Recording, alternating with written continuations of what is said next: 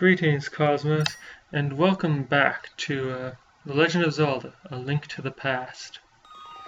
Everything with blue water is a waterfall, even if it's a lake. So, today, the plan is to explore the Lost Woods. So, I will have a chat with Zelda for healing, set up my timer, and then head out to the Lost... Are they the Lost Woods? They're certainly woods, but whether or not they are lost is unknowable. Well, until I get there.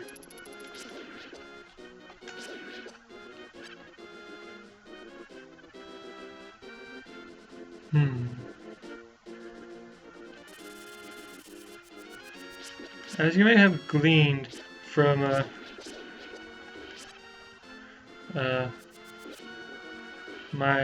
the first few episodes of this, I'm just going to be totally unabashed about spoilers for this game. Do not enter Death Mountain without the king's permission. Hi, bird. I always wondered what happens to these two lumberjacks during the second part of the game. Yeah, it's nothing, but this tree feels kind of strange as we cut it. Yo, Alex, a mysterious fog has recently fallen over the forest. We have to be careful. House of Lumberjacks A Bumpkin and B Bumpkin. I don't know why, but the first time I played this game, I interpreted them as a pair of bears.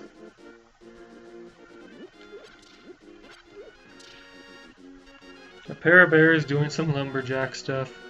Makes sense, right? Oh, get back! Sheesh! I'm glad that health pickups are so prevalent in this game. Let's see. Yeah. Nothing worthwhile here until I can get down the secret exit. So off I go into the woods.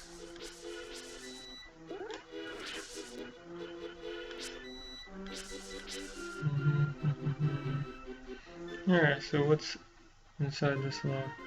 Boring.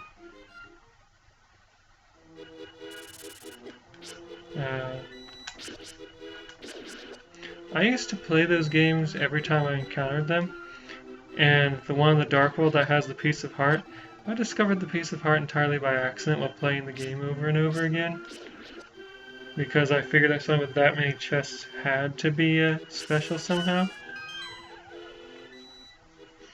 Also, thank goodness for the secret finding sound, or I would have thought that was, the first time I played, I would have thought that was a hole that injured you if you fell into it. Hey kid, this is a secret hideout for a gang of thieves. Don't enter without permission. By the way, I heard that one of our ex-members is staying at the entrance to the desert.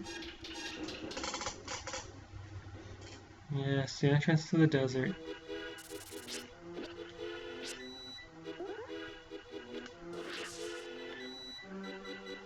One of the first things that I did when I rented an English copy of this game was go to that desert man and take his sign in order to figure out why he's following you when you take his sign.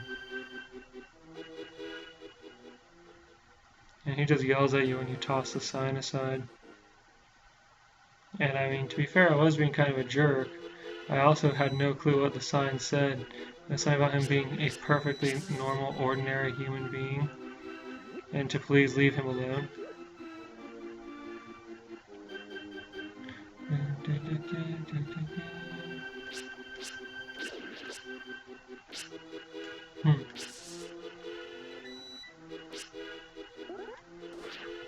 Okay, so,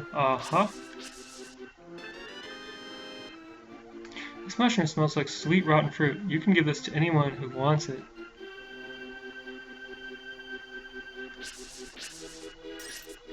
I think that's about it that's actually in the woods.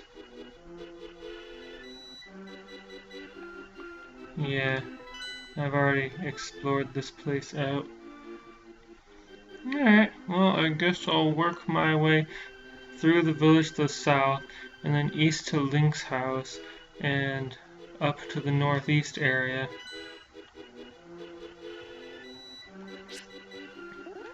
The path I'm following through the world is mostly arbitrary.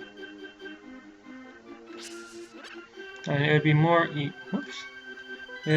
efficient to go to the southern swamp before heading north, instead of doing a weird north-south-north thing. But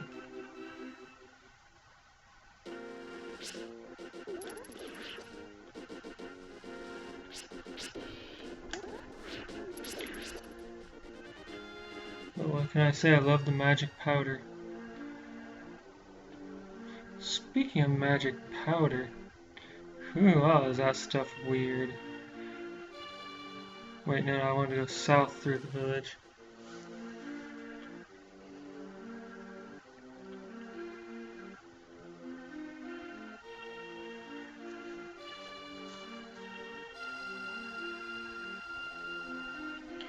Okay, so here I go.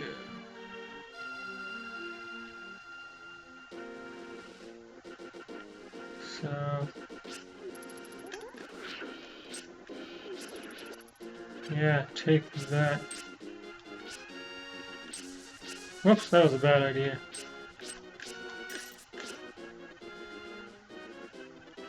Alright, so.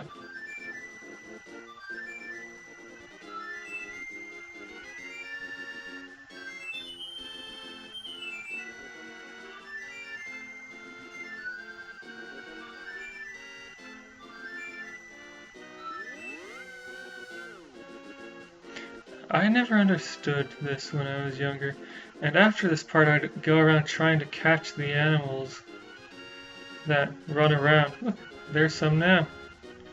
Like, I don't think these animals appear anywhere else in the game.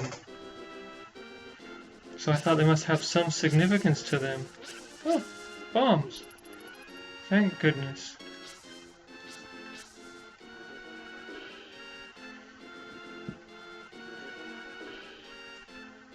An archer fellow. I remember reading all kinds of weird justifications about why Link is right-handed when he's facing right and left-handed otherwise. Like there being an old superstition about always keep your shield facing Death Mountain.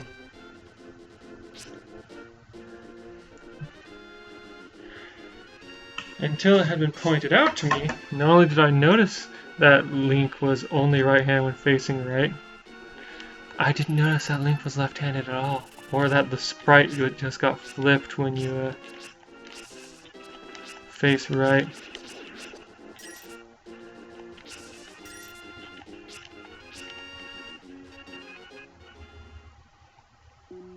This isn't a shop.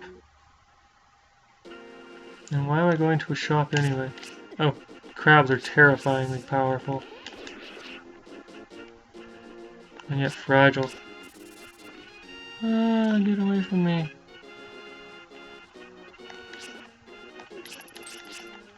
Ah. Archers.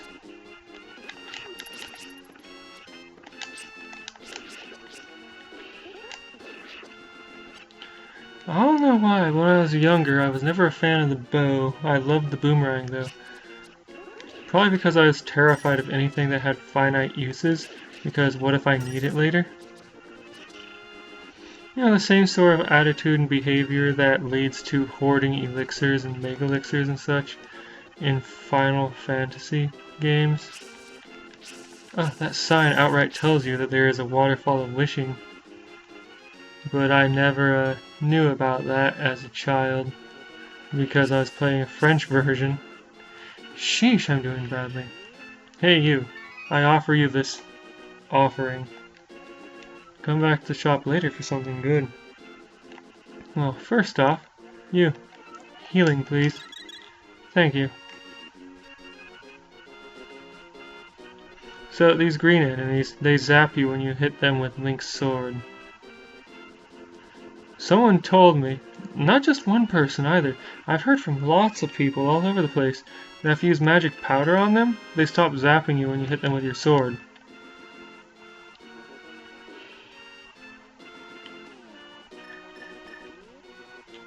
Liars, all of them.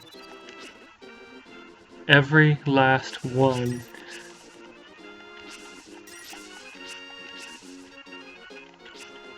And then when I tell people, no, that's not how it works, you still get shocked.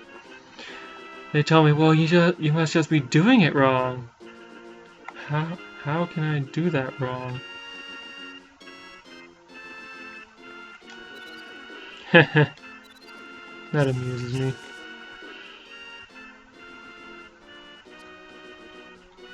Alright, so I'm going to loop. No, I'm just gonna head straight south and head back to Link's place in order to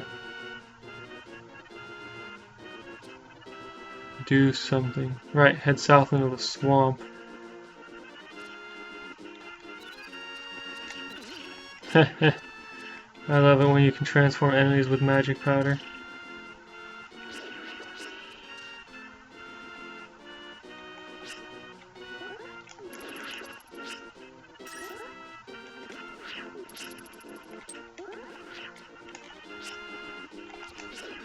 Oof, that was my own fault.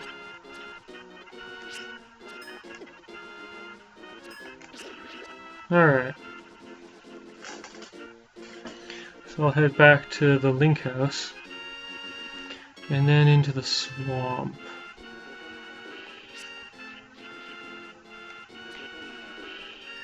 Alright, I have 3 bombs.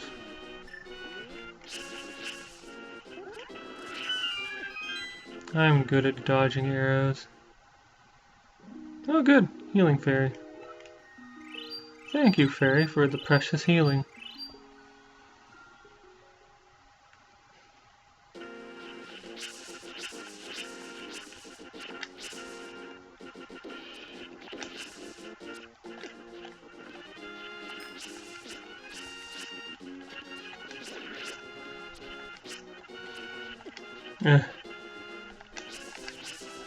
Alright, take it, thief. I like that as a little trick to force the swamp hare to drop an item.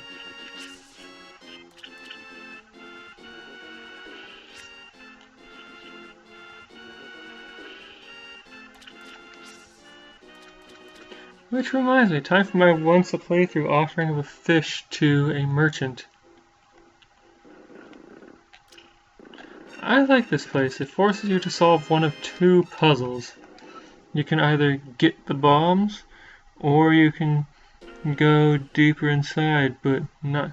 Actually, I'm not sure how much I like that. Oh, hey. I forgot about that until just now. Alright, now then. I believe that the correct one is this one. And that's a pattern that continues throughout the game until Turtle Rock, where it changes. But yes, check out those fish, right? You see those fish? Erg, get over here, fish. Gotcha. Now I shall go and offer the fish to a merchant. There are definitely way more efficient methods of making money. No! Curse you! That was my own fault for failing to properly dodge the arrow. And now I must go back and try again. Sheesh.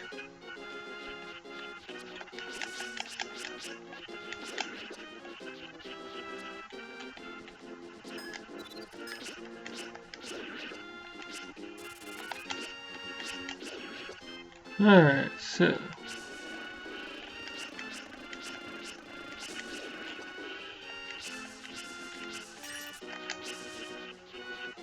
Take it, thief. Ooh, a whole fairy. Thank you. Alright.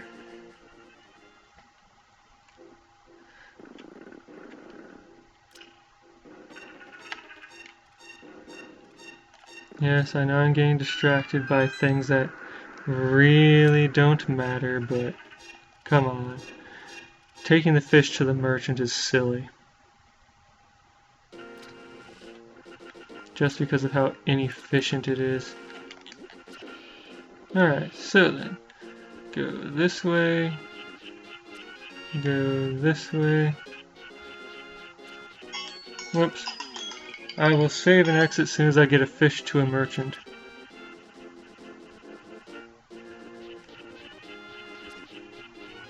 Alright. Whoops, that was not a good idea. Haha, I made it. This has become some kind of bizarre stealth mission.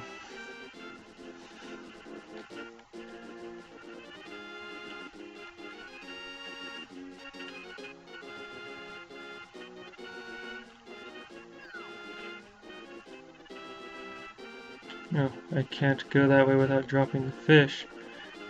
I can't drop the fish. Oh no! Without risking something like that happen. Back off! Can't get the fish.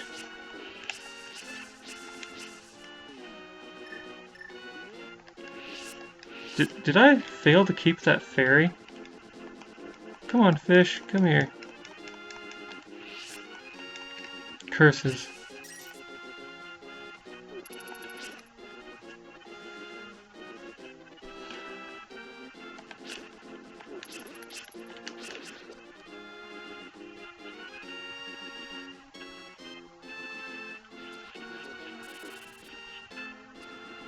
It's not like I can kill all the enemies in the overworld to, sheesh.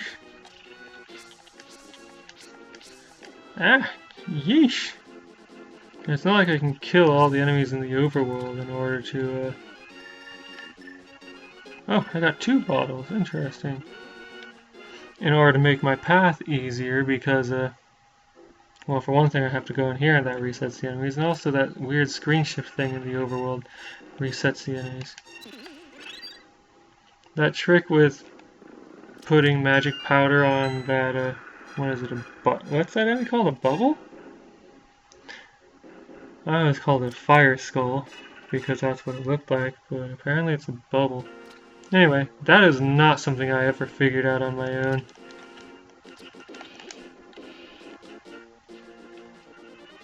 Because the first time I tried putting magic powder on a soldier and it didn't work, I just kind of gave up on using magic powder on stuff until I reached that thing that halves your MP and went like, oh hey, maybe I can use the magic powder because nothing else is working.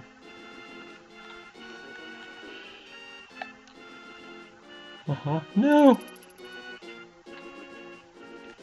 Okay, so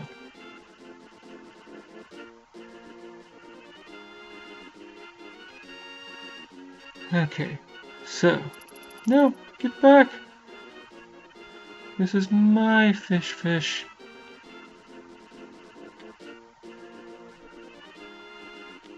Alright, and then head back and back.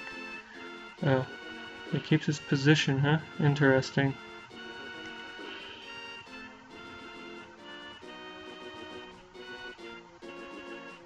Has he noticed me? No. I never even realized it until today that this is a stealth mission, that the enemies don't notice you until they see you. Like, holy cow.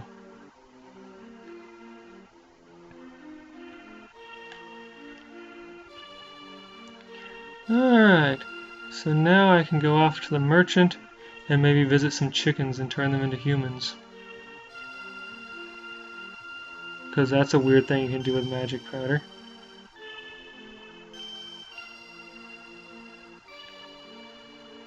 Hey there, merchant.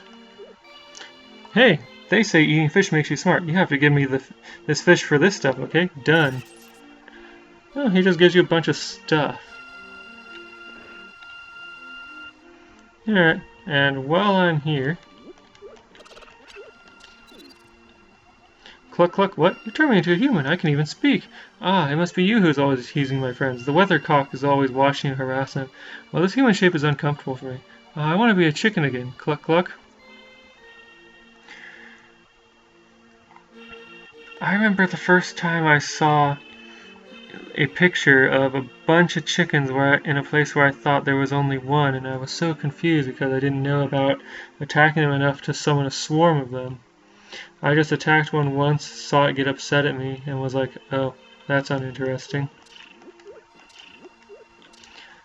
And I was so confused about that picture with all the chickens because it was a still picture, right? I didn't realize that they were attacking because, well, the text around it had nothing to do with that. There's no chicken in here.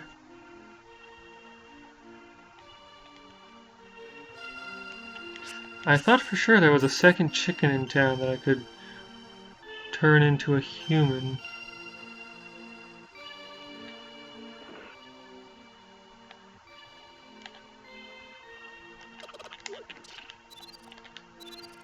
No? Huh. Just the one? I remember testing magic powder on a lot of things until I tested it on a soldier and gave up on it. And I remember experiencing that chicken turning into a human and having no idea. Whoops, sorry chicken. Alright, well,